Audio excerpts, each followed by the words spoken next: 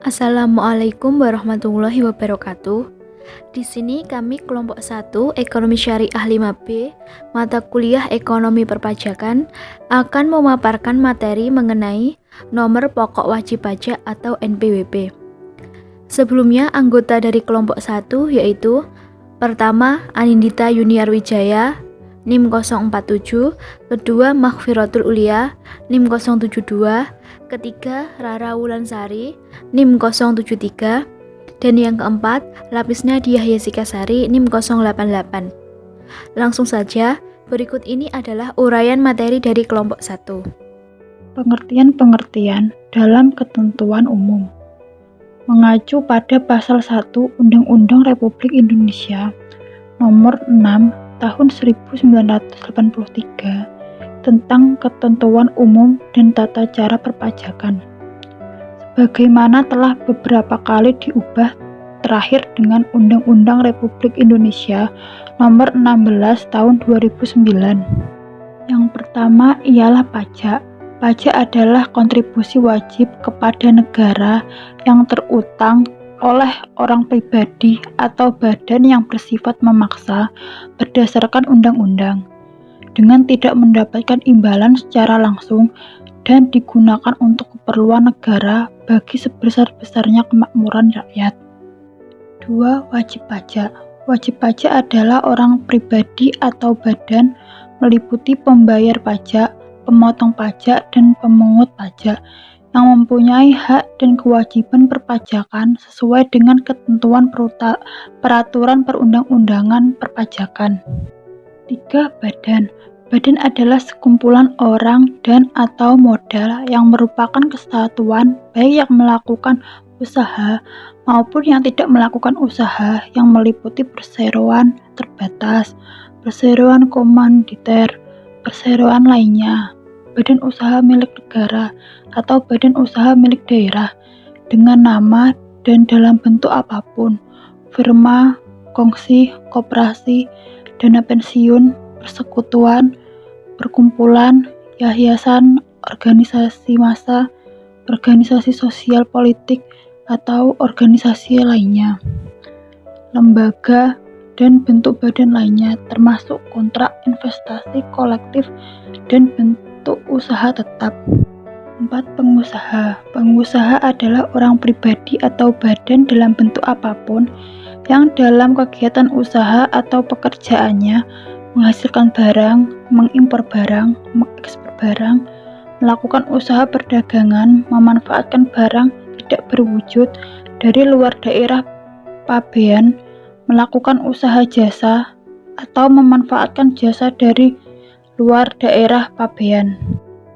5. Pengusaha kena pajak adalah pengusaha yang melakukan penyerahan barang kena pajak dan atau penyerahan jasa kena pajak yang dikenai pajak berdasarkan Undang-Undang Pajak Pertambahan Nilai 1984 dan perubahannya. Selanjutnya, masa pajak. Masa pajak adalah jangka waktu yang menjadi dasar bagi wajib pajak untuk menghitung, menyetor, dan melaporkan pajak yang terutang dalam suatu jangka waktu tertentu sebagaimana ditentukan dalam undang-undang ini. Tahun pajak. Tahun pajak adalah jangka waktu 1 tahun kalender, kecuali bila wajib pajak menggunakan tahun buku yang tidak sama dengan tahun kalender. Bagian tahun pajak adalah bagian dari jangka waktu 1 tahun pajak. Pajak yang terutang adalah pajak yang harus dibayar pada suatu saat dalam masa pajak, dalam tahun pajak, atau dalam bagian tahun pajak sesuai dengan ketentuan peraturan perundang-undangan perpajakan. Surat pemberitahuan.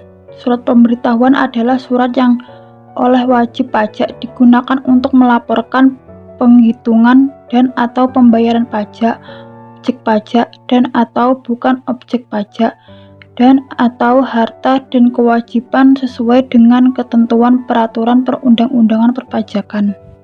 Selanjutnya, tahun pajak dan penetapan tahun pajak. Pada dasarnya, tahun pajak sama dengan tahun kalender. Wajib pajak dapat menggunakan tahun pajak yang tidak sama dengan tahun kalender, dengan syarat harus taat asas atau konsisten selama 12 bulan, dan wajib melapor kepada kantor pelayanan pajak pratama setempat. Dalam menentukan satu tahun pajak dapat dilakukan dengan beberapa cara. Yang pertama, tahun pajak sama dengan tahun kalender. Misalnya dimulai dari 1 Januari sampai dengan 31 Desember di tahun yang sama. Yang kedua, tahun pajak tidak sama dengan tahun kalender. Misalnya dimulai 1 Juli 2013 sampai 30 Juni 2014. Tahun pajak tersebut disebut tahun pajak 2013 karena 6 bulan pertama berada pada tahun 2013. Contoh kedua dimulai dari 1 Oktober 2013 sampai 30 September 2014. Tahun pajak tersebut disebut tahun pajak 2014 karena lebih dari 6 bulan berada pada tahun 2014. Pembahasan selanjutnya bersama saya, Lapis Nadia Yesikasari, NIM 088. Kita akan membahas apa sih NPWP itu.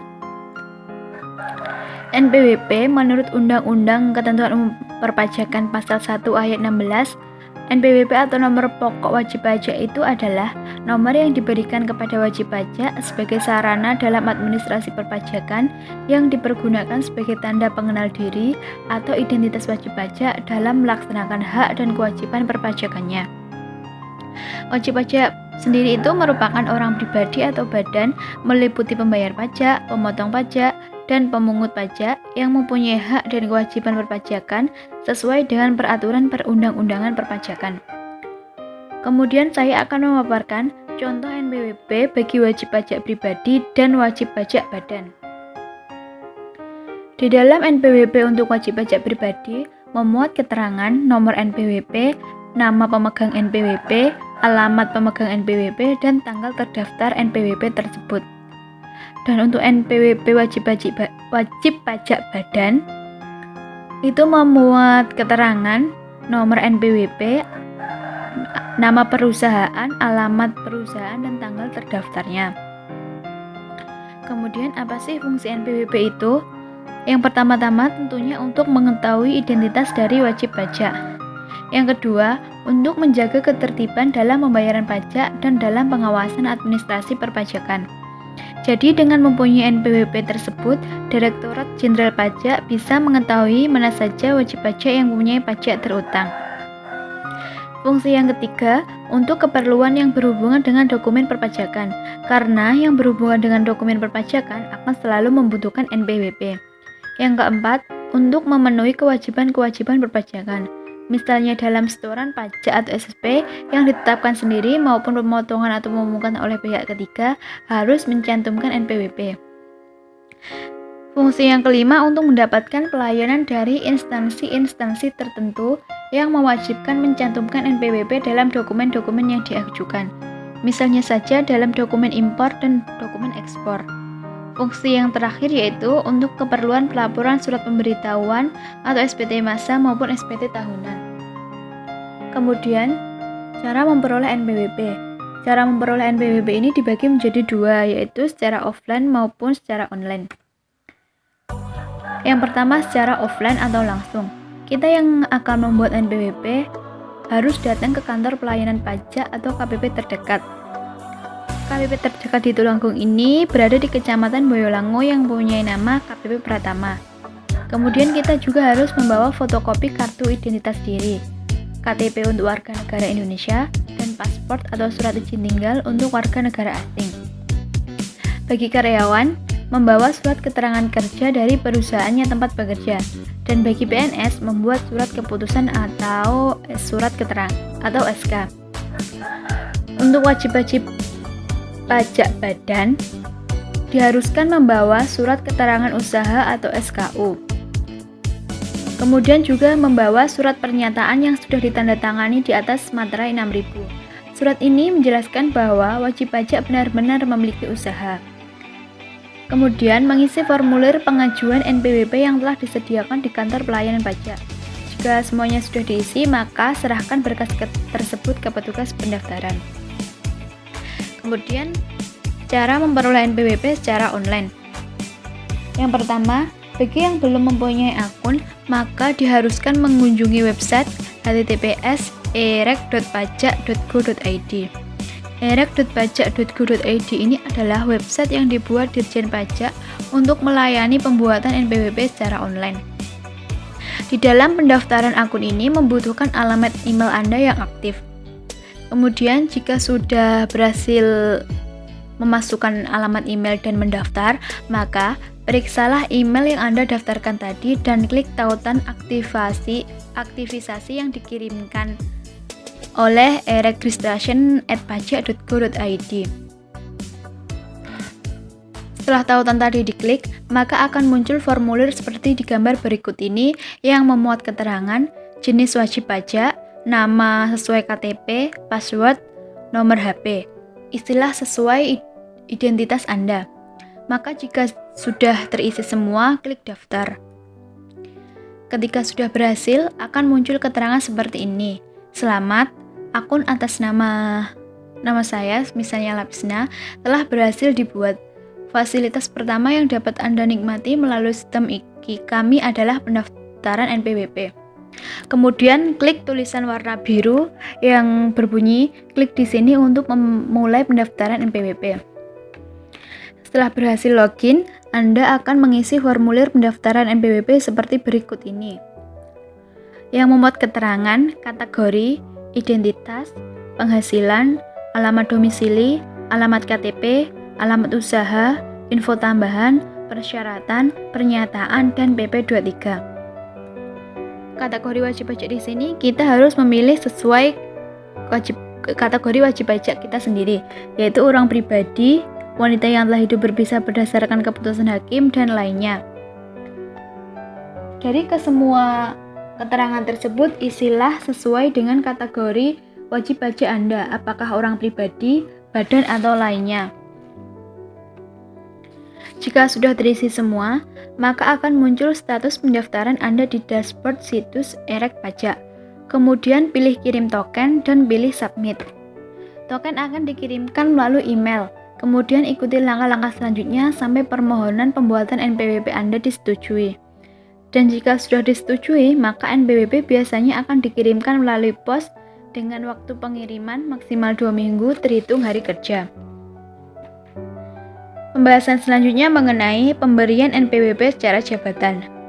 Pemberian NPWP secara jabatan ini merupakan penerbitan NPWP tanpa adanya permohonan pembuatan dari wajib pajak, melainkan secara jabatan. Nah, kenapa pemberian NPWP secara jabatan ini bisa terjadi? Karena seringkali terdapat wajib pajak yang tidak melaksanakan kewajibannya mendaftarkan diri untuk memperoleh NPWP.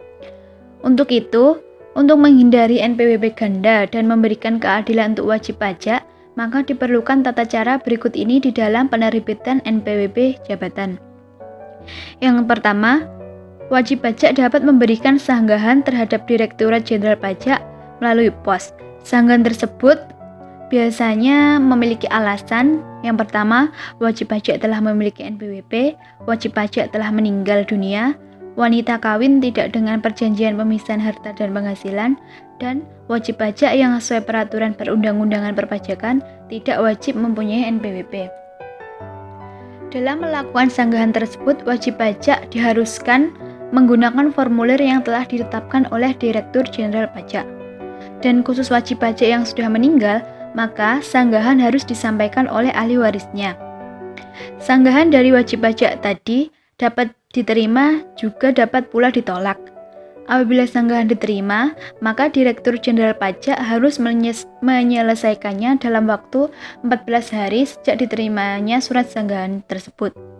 Dan akibat dari diterimanya sanggahan wajib pajak, maka akan diterbitkan surat pencabutan surat keterangan terdaftar, SKT, dan penghapusan NPWP. Dan apabila sanggahan wajib pajak ditolak, maka Direktorat Jenderal Pajak akan menerbitkan surat pemberitahuan. Pembahasan selanjutnya akan diteruskan oleh teman saya. Yang selanjutnya saya akan membahas tentang kewajiban mendaftarkan diri dan pelaporan kegiatan usaha. Pasal 2 ayat 1 Undang-Undang Ketentuan Umum dan Tata Cara Perpajakan STDTD Undang-Undang Nomor 16 Tahun 2000 berbunyi, setiap wajib pajak wajib mendaftarkan diri pada kantor Direktorat Jenderal Pajak yang wilayah kerjanya meliputi tempat tinggal atau tempat kedudukan wajib pajak dan kepadanya diberikan nomor pokok wajib pajak. Yang selanjutnya adalah penghapusan NPWP. Di sini NPWP berfungsi sebagai identitas wajib pajak dalam perpajakan. Agar bisa memiliki NPWP, maka seseorang harus mengurusnya terlebih dahulu. Namun, kepemilikan NPWP dapat dihapuskan bila sudah tidak memenuhi syarat subjektif dan objektif. Cara untuk mengajukan penghapusan NPWP adalah dengan menyampaikan permohonan secara tertulis ke kantor pelayanan pajak tempat Anda mendaftar, baik secara langsung maupun pos atau jasa ekspedisi. Sebagai catatan, jangka waktu untuk menyelesaikan permohonan penghapusan nomor pokok wajib pajak adalah paling lama 6 bulan untuk wajib pajak pribadi dan 12 bulan untuk wajib pajak badan, sejak tanggal dokumen diterima secara lengkap. Penghapusan nomor pokok wajib pajak dimaksudkan untuk kepentingan administrasi perpajakan dan tidak menghilangkan hak atau kewajiban perpajakan yang harus dilakukan wajib pajak. Selama permohonan penghapusan NPWP belum diterbitkan surat keputusan penghapusan NPWP, maka wajib pajak masih berkewajiban untuk melaporkan surat pemberitahuan pajak. Untuk itu, wajib pajak dapat mengajukan permohonan penetapan status non-efektif sampai dengan surat keputusan penghapusan NPWP terbit. Dalam hal pengajuan penghapusan NPWP, apabila wajib pajak masih memiliki piutang pajak, maka wajib pajak tetap berkewajiban melunasi hutang pajak tersebut. Yang selanjutnya adalah pemindahan wajib pajak. Tata cara pemindahan wajib pajak yang pertama yaitu dalam hal wajib pajak terdaftar atau PKP terdaftar pindah tempat tinggal atau tempat kedudukan atau tempat kegiatan usaha ke wilayah kerja KPP lain, wajib pajak atau PKP wajib mengajukan permohonan pindah ke KPP lama atau KPP baru dengan mengisi formulir perubahan data dan wajib pajak pindah atau formulir perubahan data dan PKP pindah.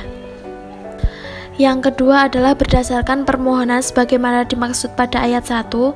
Yang A, KPP lama wajib menerbitkan surat pindah untuk disampaikan kepada wajib pajak dan ditembuskan ke KPP baru, atau yang B, KPP baru meneruskan permohonan pindah ke KPP lama sebagai dasar penerbitan surat pindah paling lama 1 hari kerja terhitung sejak permohonan diterima secara lengkap. Yang ketiga, KPP baru wajib menerbitkan kartu NPWP dan SKT atau SPPKP paling lama 1 hari kerja terhitung sejak diterimanya surat pindah dari KPP lama dan ditembuskan ke KPP lama.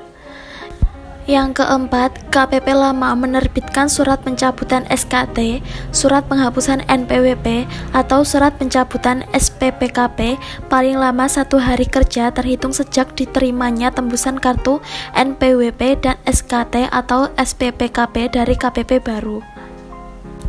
Dalam hal terjadi pemindahan sebagaimana dimaksud di atas, KPP lama harus mengirim berkas wajib pajak atau berkas PKP yang bersangkutan berikut uraian singkat mengenai hal-hal yang dianggap perlu kepada KPP baru yang berisi antara lain jumlah tunggakan pajak yang masih harus ditagih, tindakan penagihan yang telah dilaksanakan atas tunggakan pajak, dan permohonan pengembalian kelebihan pembayaran pajak atau keberatan wajib pajak atau PKP yang belum diselesaikan. Yang selanjutnya adalah wajib pajak meninggal dunia. Apabila wajib pajak orang pribadi telah meninggal dunia, maka segera ahli warisnya mengajukan permohonan pencabutan atau penghapusan NPWP agar kewajiban perpajakannya segera dihentikan oleh kantor pelayanan pajak dengan cara mencabut atau menghapus NPWP tersebut. Apabila ahli waris tidak mengajukan permohonan pencabutan NPWP, maka kantor pajak tidak mengetahui jika wajib pajak orang pribadi sudah meninggal, sehingga kewajiban perpajakan masih menjadi kewajiban wajib pajak orang pribadi tersebut. Yang selanjutnya, saya akan membahas tentang pengukuhan dan pencabutan sebagai pengusaha kena pajak. PKP atau pengusaha kena pajak adalah pengusaha atau bisnis atau perusahaan yang melakukan penyerahan barang kena pajak, atau BKP atau penyerahan jasa kena pajak atau JKP yang dikenai pajak pertambahan nilai atau PPN berdasarkan Undang-Undang Pajak Pertambahan Nilai atau UU PPN tahun 1984 dan perubahannya. Sebelum mendapat pengukuhan PKP atau pengusaha kena pajak, seorang pengusaha atau wajib pajak badan harus memenuhi syarat pengajuan PKP dan lolos dari survei yang dilakukan KPP atau KP2KP. Yang selanjutnya adalah tentang tata cara pendaftaran NPWP. Wajib pajak mengisi formulir pendaftaran dan menyampaikan secara langsung atau melalui pos ke kantor pelayanan pajak atau kantor penyuluhan dan pengamatan potensi perpajakan setempat. Untuk mendaftar NPWP, haruslah melampirkan yang pertama adalah untuk wajib pajak orang pribadi non-usahawan, yaitu fotokopi KTP bagi penduduk Indonesia atau fotokopi paspor ditambah surat keterangan tempat tinggal dari instansi yang berwenang minimal lurah atau kepala desa bagi orang asing. Untuk wajib pajak orang pribadi usahawan, fotokopi KTP bagi penduduk Indonesia atau fotokopi paspor ditambah surat keterangan tempat tinggal dari instansi yang berwenang minimal lurah atau kepala desa bagi orang asing. Yang selanjutnya adalah surat keterangan tempat kegiatan usaha atau pekerjaan bebas dari instansi yang berwenang minimal lurah atau kepala desa. Untuk wajib pajak badan, yaitu fotokopi akte pendirian dan perubahan terakhir atau surat keterangan penunjukan dari kantor pusat bagi yang bersangkutan, fotokopi KTP bagi penduduk Indonesia atau fotokopi paspor ditambah surat keterangan tempat tinggal dari instansi yang berwenang minimal lurah atau kepala desa bagi orang asing dari salah satu pengurus aktif. Surat keterangan tempat tinggal usaha dari instansi yang berwenang minimal lurah atau kepala desa. Dan untuk bendaharawan sebagai pemungut atau pemotong, yaitu syaratnya adalah fotokopi KTP bendaharawan, fotokopi surat penunjukan sebagai bendaharawan, dan yang untuk joint operation sebagai wajib pajak pemotong atau pemungut, yaitu fotokopi perjanjian kerjasama sebagai joint operation, terus fotokopi NPWP masing-masing anggota joint operation, fotokopi KTP bagi penduduk Indonesia atau fotokopi paspor ditambah surat keterangan tempat tinggal dari instansi yang berwenang minimal lurah atau kepala desa bagi orang asing dari salah seorang pengurus joint operation. Wajib pajak dengan berstatus cabang, orang pribadi, pengusaha tertentu, atau wanita kawin tidak bisa harta harus melampirkan fotokopi surat keterangan terdaftar. Apabila permohonan ditandatangani orang lain harus dilengkapi dengan surat kuasa khusus. Yang selanjutnya adalah penghapusan NPWP. Penghapusan nomor pokok wajib pajak dilakukan terhadap wajib pajak yang sudah tidak memenuhi persyaratan subjektif atau objektif sesuai dengan ketentuan peraturan perundang-undangan di bidang perpajakan. Penghapusan nomor pokok wajib pajak dapat dilakukan atas permohonan wajib pajak atau secara jabatan. Penghapusan nomor pokok wajib pajak atas permohonan wajib pajak atau secara jabatan dilakukan berdasarkan hasil pemeriksaan atau hasil penelitian administrasi sesuai dengan ketentuan peraturan perundang-undangan di bidang perpajakan. Pencabutan pengukuhan pengusaha kena pajak dilakukan oleh Direktur Jenderal Pajak terhadap pengusaha kena pajak dengan status wajib pajak non-efektif. Pengusaha kena pajak yang tidak diketahui keberadaan atau kegiatan usahanya, pencabutan pengukuhan PKP atas permohonan PKP atau secara jabatan dilakukan berdasarkan hasil pemeriksaan sesuai dengan ketentuan peraturan perundang-undangan di bidang perpajakan yang mengatur mengenai tata cara pemeriksaan atau tata cara penelitian administrasi. Yang selanjutnya adalah pengukuhan PKP dengan sistem e-registration. Wajib pajak yang telah menyampaikan formulir pengukuhan pengusaha kena pajak melalui aplikasi e-registration haruslah mengirimkan dokumen yang disyaratkan ke KPP atau mengunggah salinan digital dokumen melalui aplikasi e-registration. Apabila dokumen yang disyaratkan belum diterima KPP dalam jangka waktu 14 hari kerja setelah penyampaian permohonan pengukuhan secara elektronik, permohonan tersebut dianggap tidak diajukan. Materi selanjutnya yaitu adalah sanksi. Sanksi sendiri merupakan tindakan berupa hukuman yang diberikan kepada orang yang melanggar peraturan. Sanksi dalam perpajakan menjadi penting karena pemerintah Indonesia telah memilih menerapkan self-assessment system dalam rangka pelaksanaan pemungutan pajak. Jadi, self-assessment system sendiri merupakan sistem pemungutan pajak yang membebankan penentuan besaran pajak yang perlu dibayarkan oleh wajib pajak yang bersangkutan. Dalam Undang-Undang Nomor 28 Tahun 2007 tentang Ketentuan Umum dan Tata Cara Perpajakan disebutkan bahwa ada dua macam sanksi. Yang pertama yaitu sanksi administrasi. Jadi, sanksi administrasi merupakan pembayaran kerugian terhadap negara yang bisa berupa denda. Sanksi administrasi yang terdiri dari sanksi administrasi berupa denda dan sanksi administrasi berupa bunga, serta sanksi administrasi berupa kenaikan pajak. Sanksi denda adalah jenis sanksi yang paling banyak ditemukan dalam UU Perpajakan. Terkait besarannya, denda dapat ditetapkan sebesar jumlah tertentu, persentase dari jumlah tertentu, atau suatu angka perkalian dari jumlah tertentu. Sanksi administrasi berupa bunga dikenakan atas pelanggaran yang menyebabkan utang pajak menjadi lebih besar. Jumlah bunga dihitung berdasarkan persentase tertentu dari suatu jumlah, mulai dari saat bunga itu menjadi hak atau kewajiban sampai dengan saat diterima dibayarkan. Kemudian sanksi kenaikan pajak yang terutang adalah sanksi yang paling ditakuti oleh wajib pajak. Hal ini karena bila dikenakan sanksi tersebut, jumlah pajak yang harus dibayar bisa menjadi berlipat ganda. Sanksi berupa kenaikan pada dasarnya dihitung dengan angka persentase tertentu dari jumlah pajak yang tidak kurang dibayar.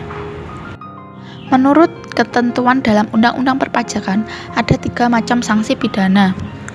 Mohon maaf, terjadi kesalahan pengetikan pada video PPT. Sanksi yang pertama yaitu berupa denda pidana. Jadi, sanksi berupa denda pidana dikenakan kepada wajib pajak dan diancamkan juga kepada pejabat pajak atau pihak ketiga yang melanggar norma. Denda pidana dikenakan kepada tindak pidana yang bersifat pelanggaran maupun bersifat kejahatan. Selanjutnya, pidana kurungan. Pidana kurungan hanya diancamkan kepada tindak pidana yang bersifat pelanggaran. Dapat ditujukan kepada wajib pajak dan pihak ketiga. Karena pidana kurungan diancamkan kepada si pelanggar norma itu, ketentuannya sama dengan yang diancamkan dengan denda pidana. Maka masalahnya hanya ketentuan mengenai denda pidana sekian itu diganti dengan pidana kurungan selama-lamanya sekian. Selanjutnya, pidana penjara. Pidana penjara seperti halnya pidana kurungan merupakan hukuman perampasan kemerdekaan, di mana pidana penjara diancamkan terhadap kejahatan. Ancaman pidana penjara tidak ada yang ditunjukkan kepada pihak ketiga, adanya kepada pejabat dan kepada wajib pajak. Berdasarkan pihak yang dapat dikenai sanksi di bidang perpajakan dibagi menjadi 3. Yang pertama, sanksi bagi wajib pajak atau penanggung pajak.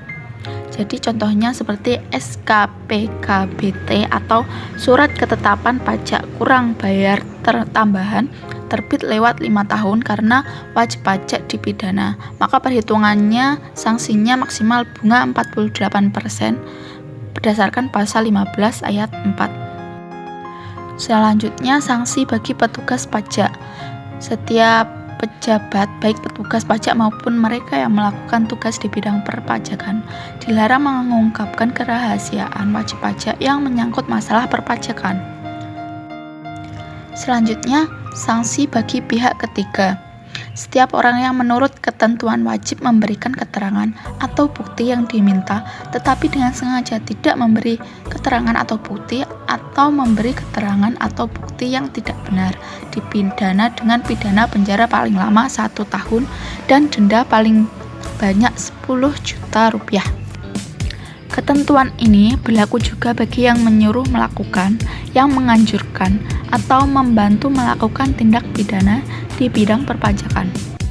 Mulyari dan Setiawan menjelaskan bahwa sanksi perpajakan merupakan jaminan bahwa ketentuan peraturan perundang-undangan perpajakan atau norma perpajakan akan dituruti atau ditaati atau dipatuhi. Dengan kata lain, sanksi perpajakan merupakan alat pencegah agar wajib pajak tidak melanggar norma sebagai berikut. Jadi yang pertama, sanksi pidana yang dikenakan bagi pelanggar aturan pajak cukup berat. Yang kedua, sanksi administrasi yang dikenakan bagi pelanggar aturan pajak sangat ringan. Kemudian, yang ketiga, pengenaan sanksi yang cukup berat merupakan salah satu sarana mendidik wajib pajak.